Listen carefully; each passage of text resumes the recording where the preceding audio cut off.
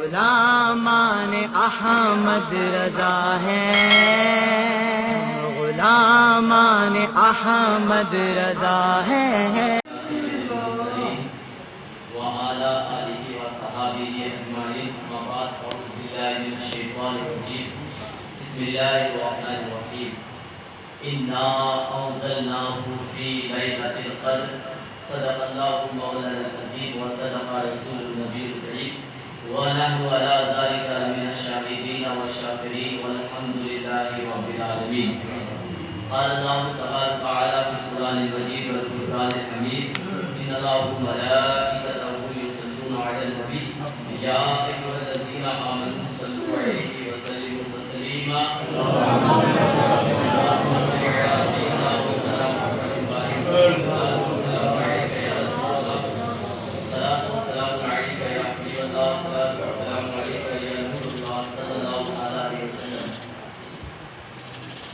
حضرات گرامی، آج رمضان شریف کا تیسرا جمعہ مبارک ہے،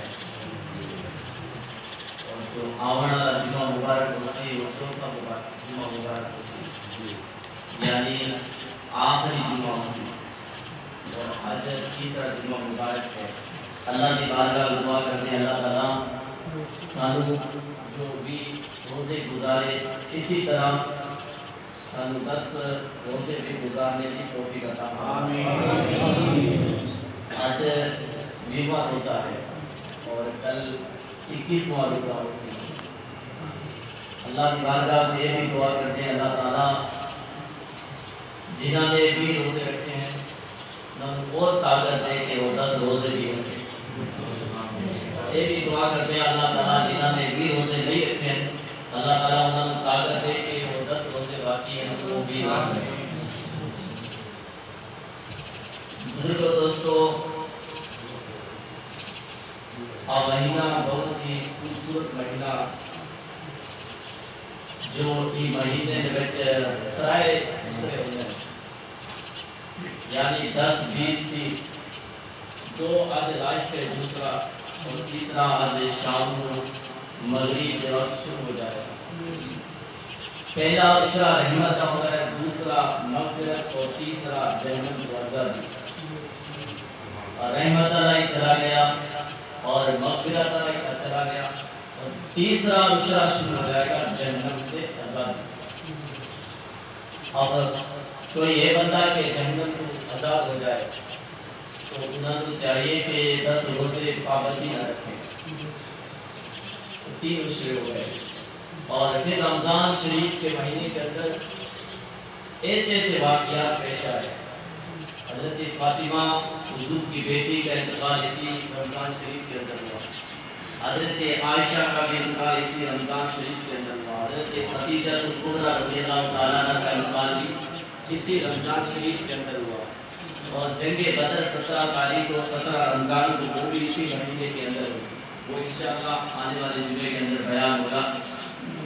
آج کا جو موضوع ہے یہ شب قدر کے مطابق ہے، کیونکہ 27ویں رات آنے والی ہے اور 27ویں رات جمعرات کو شام کو ہوگی، یعنی شب قدر کی رات کب ہوگی؟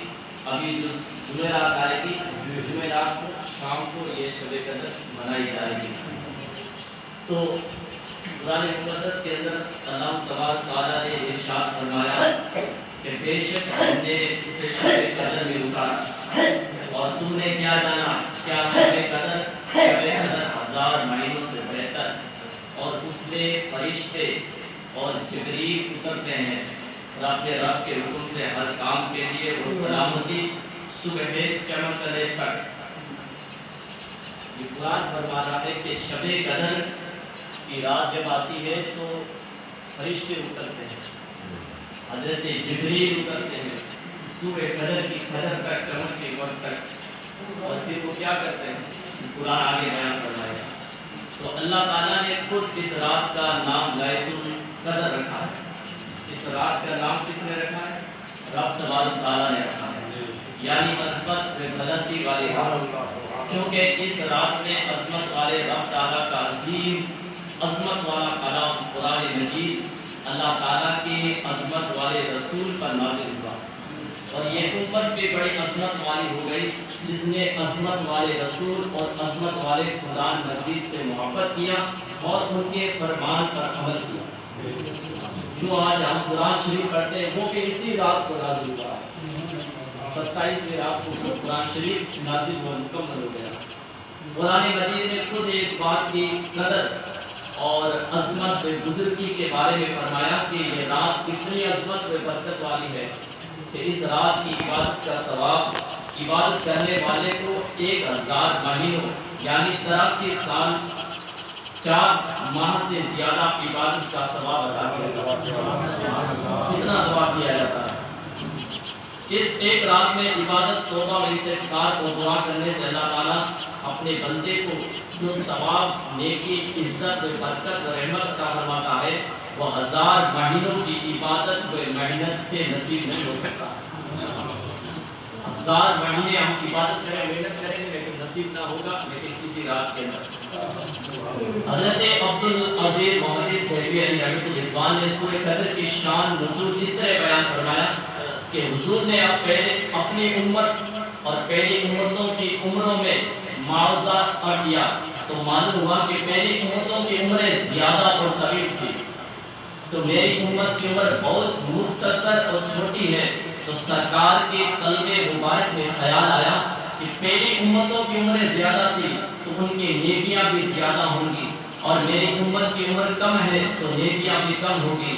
گویا میری امت کی نیکی پہلی امتوں کی نیکی کے برابر نہیں ہو سکتی، اس لیے کہ ان کی عمریں زیادہ ہے تو نیکی بھی زیادہ ہوگی۔ بس اس خیال امت میں آپ کے چہرے مبارک کا رنگ بدل گیا اور چہرے انور سے رنج و غم کے آثار نمودار ہو گئے، تو اللہ تعالیٰ کی رحمت کو گوارا نہ ہوا کہ میرا پیارا حبیب اپنی امت کے غم میں رنجیدہ رہے، اس لیے سورہ قدر کو نازل فرمایا۔ سبحان اللہ، بے شک۔ ایک مرتبہ حضور صلی اللہ علیہ وسلم بیٹھے جائزہ لے رہے تھے، تو دل کے اندر خیال پیدا ہوا کہ پہلے جو امت تھی ان کی عمریں بہت زیادہ تھی، ان کی 1000 سال، ان کی 2000، ان کی 1500 سال۔ تو حضور کو خیال ہوا کہ پہلے جو امت تھی ان کی عمریں زیادہ تھی، اب ان کے عمل بھی زیادہ ہوں گے، کیونکہ میری امت کی عمر کم ہے تو عمل بھی کم ہو گئے۔ یہ خیال یہ تھا کہ حضور کے آنکھوں میں آنسو آ گئے۔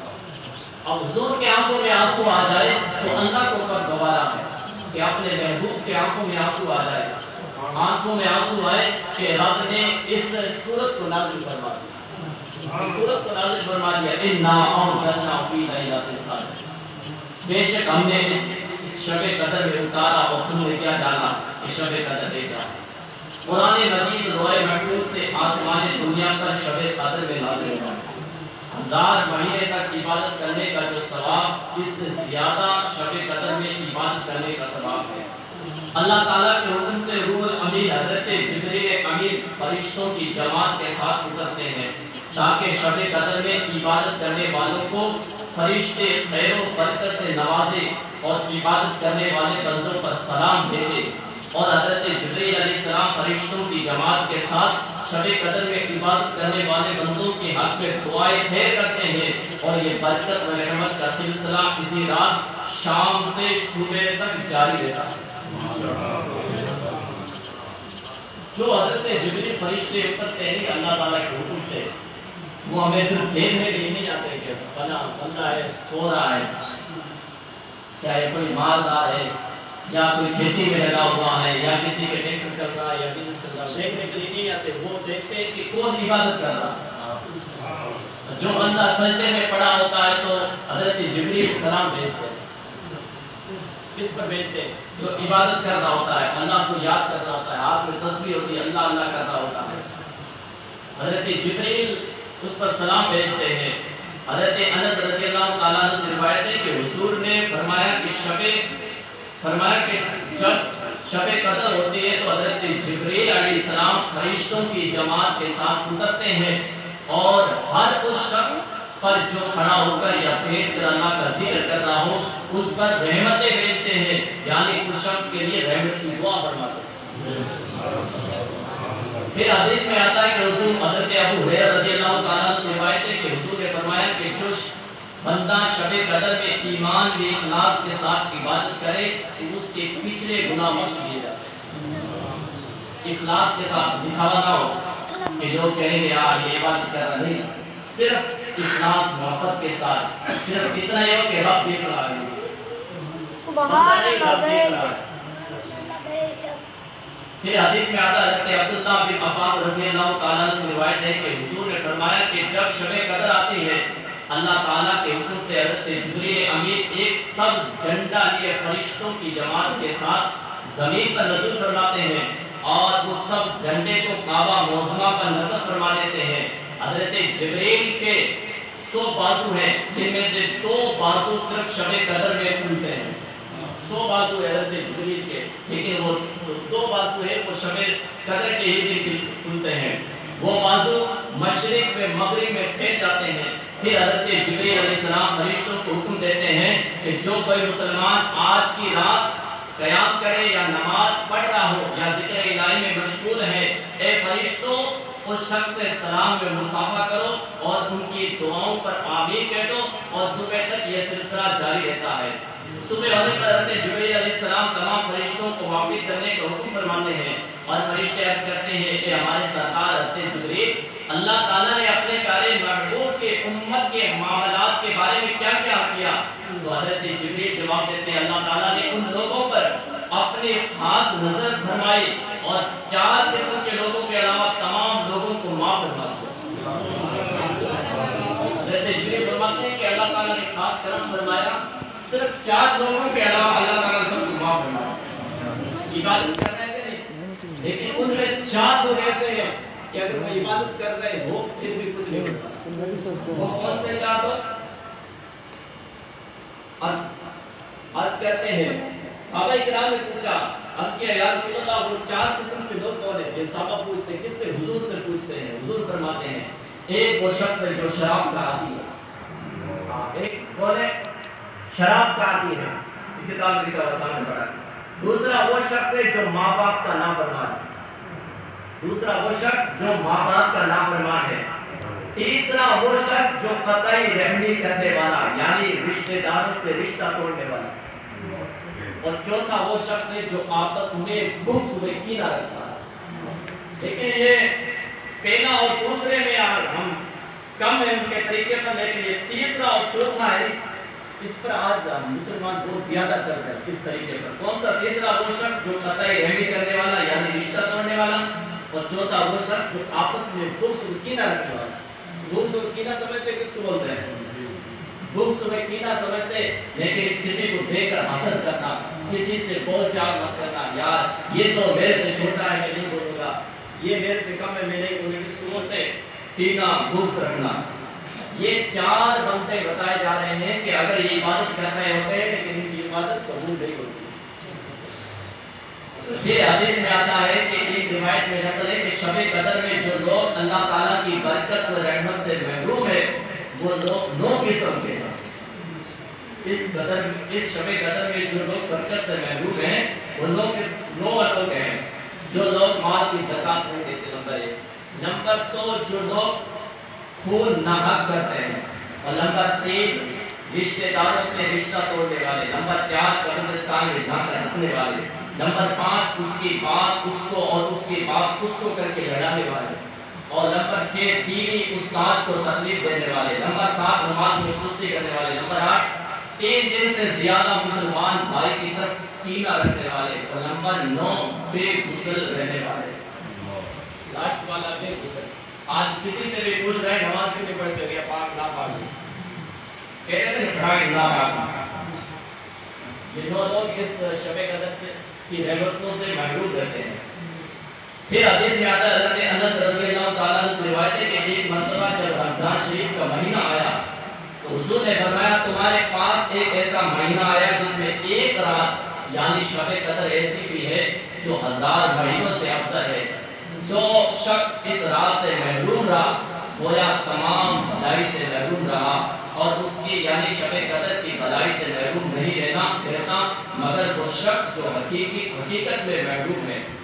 اللہ تعالیٰ کے ولی حضرت شمول رضی اللہ تعالیٰ عنہ کا واقعہ ہے کہ حضور نے ایک مرتبہ اپنے صحابہ کرام کی بزم محبت میں فرمایا کہ بنی اسرائیل میں ایک شخص بہت متقی پرہیزگار عبادت گزار اللہ تعالیٰ کا ولی تھا جس کا نام تھا شمول تھا۔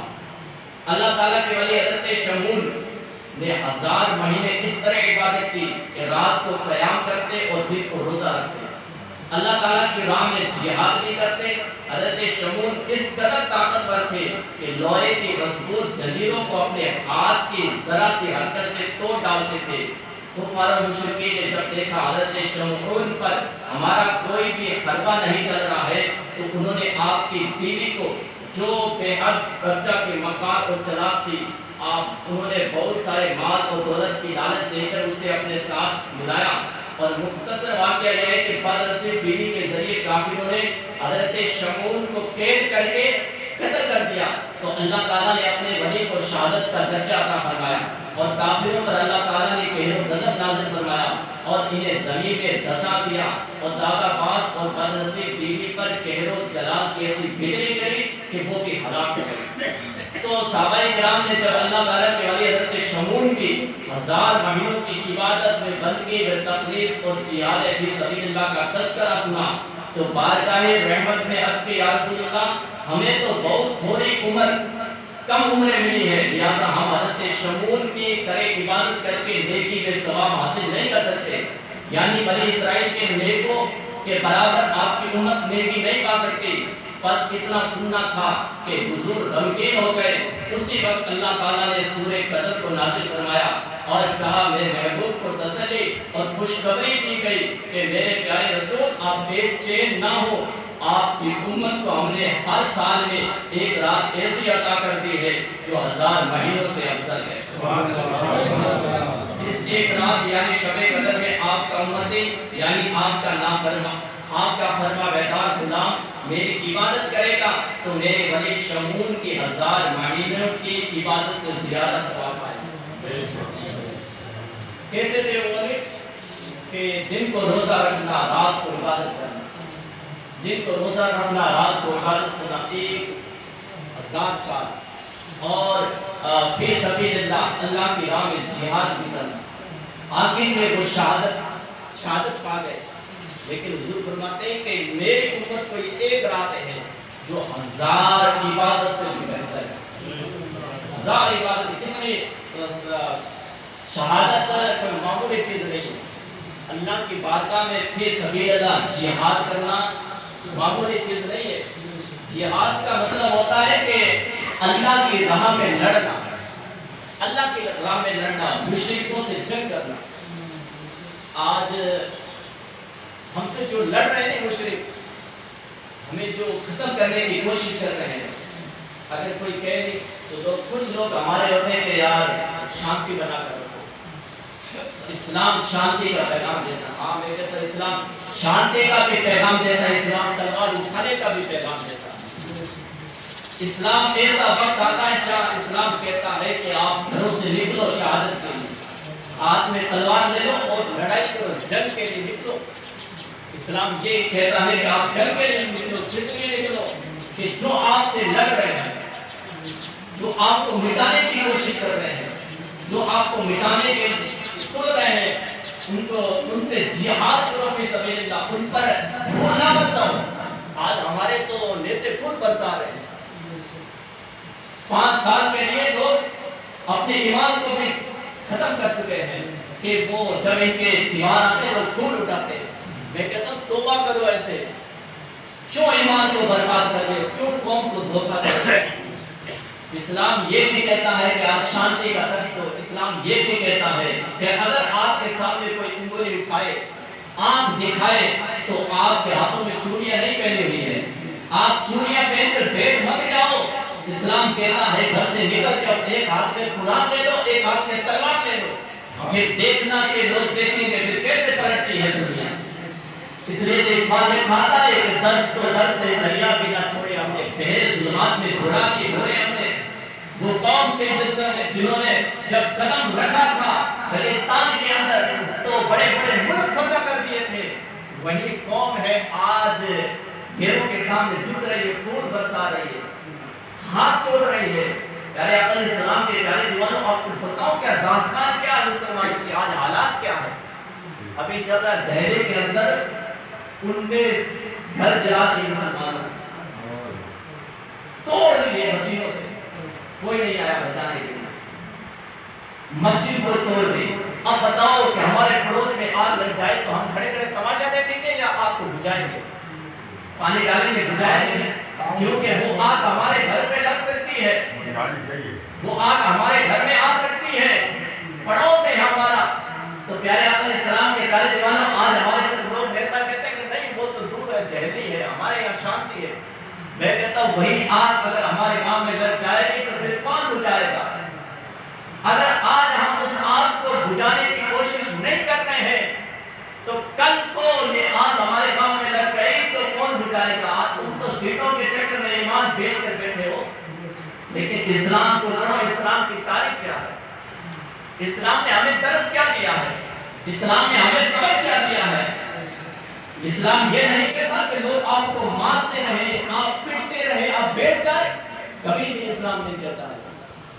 اسلام کہتا ہے آپ جنگ کرو فی سبیل اللہ، اور جب اس جنگ کے اندر بندہ جب انتقال ہو جاتا ہے اس کو شہید کا درجہ مل جاتا ہے، شہید کا درجہ، یعنی سیدھا وہ جنت میں جاتا ہے، کیونکہ اس نے اللہ کی خاطر لڑا ہے۔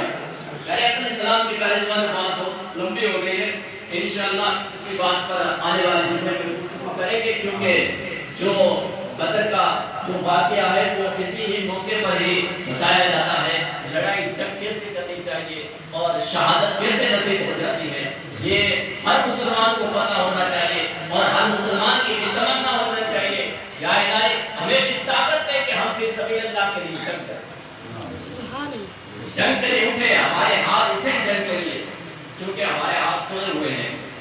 تو یہ شب قدر جو جمعرات کو شام کو ہے، یہ آپ نے سنا اس کی فضیلت، قرآن و حدیث کے مطابق کتنی بڑی فضیلت والی رات ہے۔ ہم اس رات کو گزار دیتے ہیں عام راتوں کو، جیسے عام رات میں سوتے ہیں اسی طرح اس رات کو سو کر گزار دیتے ہیں۔ تو پیارے آقا علیہ السلام کے پیارے دیوانوں، یہ رات اللہ تعالیٰ کی بارگاہ میں دعا ہے کہ اللہ تعالیٰ اس رات کو ہمیں نصیب فرمائے، کیونکہ پچھلے سال ہمارے دوست احباب تھے لیکن آج نہیں، ان کے پاس وقت تھا، انہوں نے عبادت نہیں کی، انہوں نے اس رات کی قدر بھی نہیں کی، چلے گئے، اور کیا پتا کہ اگلے سال ہم ہوں گے؟ نہیں، کسی کو نہیں، موت کا کوئی بھروسہ نہیں ہے، کوئی بھروسہ نہیں رہے گا، نہ چمن رہ جائے گا، بس رسول اللہ کا دین حسن رہ جائے گا۔ اب سفیر و باغ میں کوئی گل کرتے ہیں کہ بلبلے اڑ جائے گی سونا چمن رہ جائے گا، بلبلے اڑ جائے گی سونا چمن رہ جائے گا، کیا پتا کہ جب موت کا فرشتہ آ جائے ہماری روح قبض ہو جائے اور یہ رات بیچ میں رہ جائے، ادھر رہ جائے اور ہمیں موقع نہ ملے عبادت کرنے کا، تو اس رات کی قدر کریں، اس رات کی قدر کریں، اپنے مال کی قدر کرتے ہو، زمین کی قدر کرتے ہو، کبھی اللہ نے دیا ہے تو اس کی قدر کیا، اگر اللہ نہ چاہتا تو تمہیں یہ مال بھی نصیب نہ ہو۔ یہ اللہ کا کرم ہے کہ لوگوں کا مال ہو رہا، دولتیں ہو رہی ہے، جیسے جیسے مال بڑھ رہا ہے لوگ اللہ سے دور ہوتے جا رہے ہیں۔ ہاں، یہ تاریخ بھی آپ نے مجھ سے زیادہ جانتے ہو، آپ نے دیکھا ہوگا کہ پانی بھی نصیب نہیں ہوتا، پانی بھی کئی کلومیٹر جانا پڑتا تھا، آج تو گھر گھر کے اندر نالا لگا ہوا ہے، گھر گھر کے اندر پانی ہے، کہاں یہ زمین تھی، رتیلا تھا، آج تو سب کچھ ہے، پھر بھی ہم رب کو یاد نہیں کرتے۔ اور کسی نے کہا تھا کہ پہلے مسجدیں کچی تھی، نمازی پکے تھے، مسجدیں کچی ہوا کرتی تھی، نمازی ایک دن پکا ہوا کرتے تھے، آج مسجدیں پکی ہو گئی ہے، نمازی کچے ہو گئے۔ یہی تھا کہ پہلے ایمان لوگوں کا ایمان ایک دم مکمل ہوتا تھا، پکا ہوتا تھا، آج ہمارا ایمان کمزور ہوتا جا رہا ہے۔ آج تک پیارے آقا علیہ السلام کی پیاری دیوان 20 دن گزر گئے، بیمار اسے نہیں کرتا، لیکن جو حد کرتا ہے، جو باتوں میں ایک نمبر تیز ہے رفتار کے اندر، وہ صرف اپنے گھر کے اندر، برادری کے اندر بات نہیں، کوئی پوچھتا بھی نہیں، اور کوئی بیچ میں کوئی بات کرے لوگ منہ پر بھی مارتے ہیں، لیکن وہ بھی لوگ روزہ نہیں رکھتے ہیں، وہ بھی لوگ روزہ نہیں رکھتے ہیں، پھر ان کے لیے ہم تو کیا کر سکتے ہیں؟ پھر ان کے لیے وہ عذاب تیار ہے جو قبر کے اندر ہونے والا ہے۔ وہ عذاب کے فرشتے انتظار میں ہیں کب رب کا حکم آئے ہوئے اسے اٹھا کر میرے پاس لے کر آئے۔ وہ قبر بار بار پکارتی ہے، ہر بار ہر روزانہ قبر پکارتی ہے، انسان تو کام کر رہا ہے، کیا عیش کر رہا ہے؟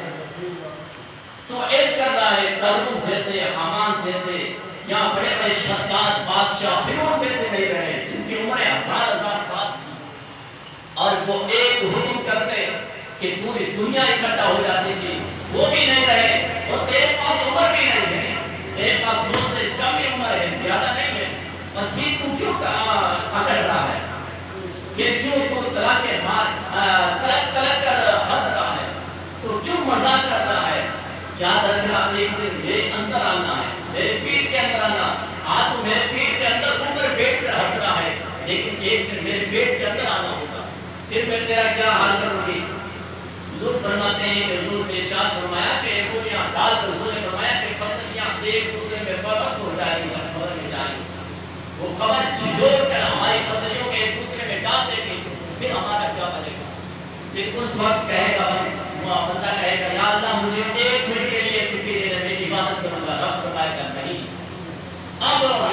اب ٹائم نہیں ہے، وہ ٹائم وہ چلا گیا عبادت کرنے کا، اب میرے ٹائم نہیں ہے، اب دیکھ خبر کہیں کہ میں تیرا حال کیا کرتی ہوں، پھر وہ عذاب مسلط کر دیا جائے گا۔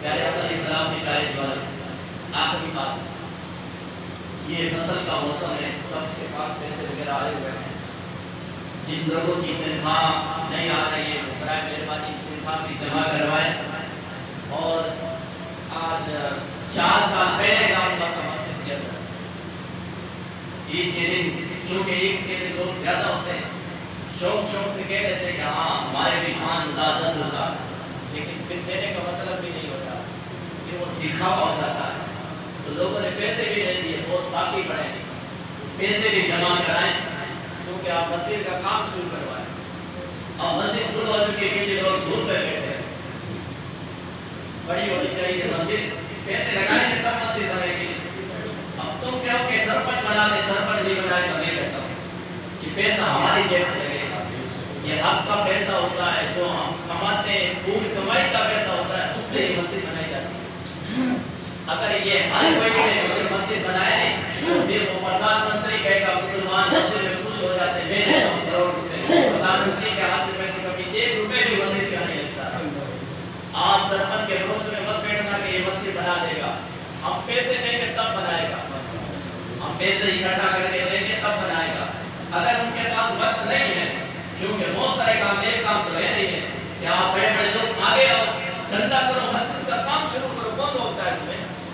سرپنچ صاحب روکیں گے تھوڑے کہ آپ کیوں مسجد کا کام چلا رہے ہو؟ نہیں روکیں گے نہیں، ہم تھوڑے سست چل رہے ہیں اس کام میں، تو آپ آگے آئے، بھاگ لیں۔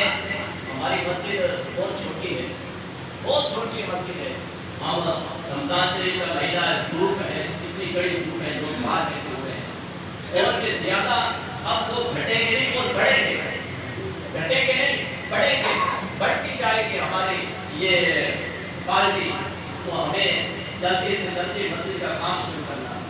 میں کہتا ہوں کہ لوگ بہت باتیں کرنے لگ جاتے ہیں، بڑی بڑی باتیں کرنے لگ جاتے ہیں، لیکن جب مسجد کا نام آتا ہے نہیں تو پھر گلاب کی پھول کی طرح مرجھا جاتے ہیں، تو مرجھانا نہیں چاہیے۔ یہی مسجد ہے، ہمارے لیے دعائیں کرے گی، یہ مسجد ہمارے لیے دعائیں کرے گی۔ 1 روپے اگر مسجد میں لگاؤ گے، اللہ تعالیٰ 1 کے بدلے میں 10 روپے عطا فرمائے گا، 1 کے بدلے میں کتنے؟ 10 روپے عطا فرمائے گا۔ آخری بات ہے کہ ایک سیٹ تھا فجان گڑھ کے اندر، اس نے اپنا کاروبار شروع کیا ممبئی کے اندر، اس نے نیت کی کہ یا اللہ اگر اس کاروبار کے اندر برکتیں ہوگی تو میں ہر سال کاروبار سے پیسے نکال کر مسجد میں لگاؤں گا۔ اس نے 5 سال کے اندر مسجد بنا لی، پتھروں کی مسجد بنا لی، 5 سال کے اندر ایک ہی بندہ، اس کی نیت صحیح تھی، تو نیت کا پھل یہ ملا کہ اللہ تعالیٰ نے اسے بہت دولت سے نوازا، تو اس نے اللہ کا گھر بنا دیا، ایک ہی بندے نے اللہ کا گھر بنا دیا، یعنی قطرے قطرے سے بوند بوند سے مٹکا بھر جاتا پانی سے۔ تو آپ ایک بندے پر بھروسے پر نہ بیٹھے، بلکہ آپ 1 روپے نے، آپ کا 1 روپے یہ بہت بڑا قیمتی ہے، آج ہم مسجد کے نام پر 1 روپے دیتے ہیں یا 10,000 روپے سال کا دکھا دیتے ہیں، یہ بہت بڑا قیمتی ہے۔ آپ کے پاس 3 بھی آتے ہیں جن کے گھر چلتے ہیں، کاروبار یا زمینیں وہ ہر سال چندہ کرنے کے لیے آتے ہیں، 1 گھنٹہ لے جاتے ہیں ہاں 1 گھنٹہ انہیں تو آپ دے دیتے ہو، لیکن مسجد کے نام پر نہیں دیتے ہو۔ پیارے آقا علیہ السلام کی پیاری دیوانوں، مسجد کے نام پر دو گے نہیں تو مسجد دعا کرے گی، مسجد دعا کرے گی، پھر تمہیں فائدہ ملے گا۔ وہ 1 گھنٹہ لیتے ہیں، ان کے پیٹ تو پہلے بھرے ہو، کہاں سے دعا کریں گے؟ کیونکہ 8 روپے اس وقت کہتے ہیں ڈال دو، لیکن بعد میں کوئی نہیں پوچھتا ہے، لیکن مسجد کے نام پر 1 روپے دو گے، 1 روپے بھی دعا کرے گا۔ آپ کوشش کریں کہ دیکھیں یہ واقعی ہے، پیسے دیں ہر سال 4 سال ہو گئے، 4 سال کے اندر ہر سال اگر ہم 10,000 روپے جمع کریں، 4 سال کے اندر کتنے ہو جاتے ہیں؟ اب مسجد کا کام شروع ہو جاتا، مسجد بن جاتی، باہر ہمیں بھٹکنا نہ پڑتا۔ ہم تو 4 سال کے اندر وہ 5,000 میں پڑے، پھر انہوں نے 5,000 بھی لے لیے۔ اب کہتے ہیں مسجد کا کام شروع نہیں کرتے، کہاں سے کریں؟ 2 لاکھ میں کام شروع نہیں ہوتا ہے، لگ بھگ 11 لاکھ 10 لاکھ پیسہ ہو تب یہ مسجد کا کام شروع ہو۔ 1 لاکھ سے کام شروع نہیں ہوتا، 1 لاکھ سے ہمارے گھروں میں ہم چیریت والے مکان بن رہے ہیں، وہ بھی 2 لاکھ روپے لگ جاتے ہیں۔